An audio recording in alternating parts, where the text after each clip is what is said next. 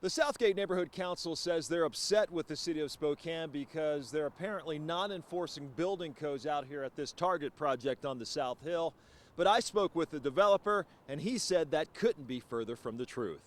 Yet it doesn't appear in the final design. Ted Teske says his beef isn't with Target. He's actually happy the store is coming.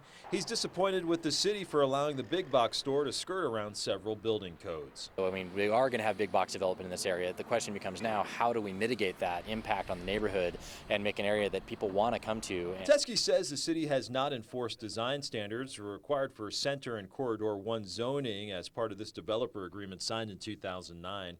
It required Target to have things like projecting cornice roofs, windows where concrete walls now sit, and on-street parking to help promote a pedestrian-friendly area similar to the Perry and Garland districts. Teske says the neighborhood was ignored when they told the city the developer wasn't building on-street parking.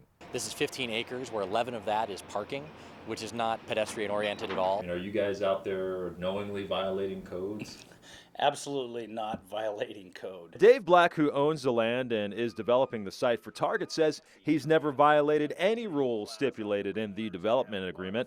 Black says with a project of this scale, it's almost impossible to keep everyone happy. There's been nothing that has been skirted or gone around. In fact, the development agreement provides for certain things that we've had to do, like trails through the site, connectivity, saving a certain amount of trees. All of those things we've complied with, and gladly so. We want to work with the neighborhood. The city issued this statement to KREM 2 News, and it says in part, PDS staff reviewed the building applications and they were determined to be consistent with the approved integrated site plan. Teske's own research presented at a city council meeting on March 31st of this year revealed the city has not enforced the mixed design standards as promised in the original developer agreement. Teske is worried the city is setting a dangerous precedent for an 88,000 square foot big box store slated for across the street. These are laws they have to follow. It looked like they were accommodating about half of those goals or codes. Teske says according to the municipal code, design changes during the project need to be submitted in writing to the city engineer. He's looked over thousands of documents but could never find one. I can understand if you're going to do design variance for one or two things, but to have half of your zoning ordinances not being followed in a design, that's just like throwing them out the window. We've had to coordinate property owners, the neighborhood group, the city, and various people within the city that disagree.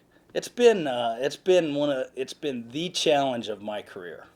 A challenging project for one man whose job it is to build it, the other who wants to see it built by the letter of the law. Target had no comment for our story. They plan to open the store on July 27th. Reporting in Spokane, I'm Mike Gonzalez, KREM 2 News.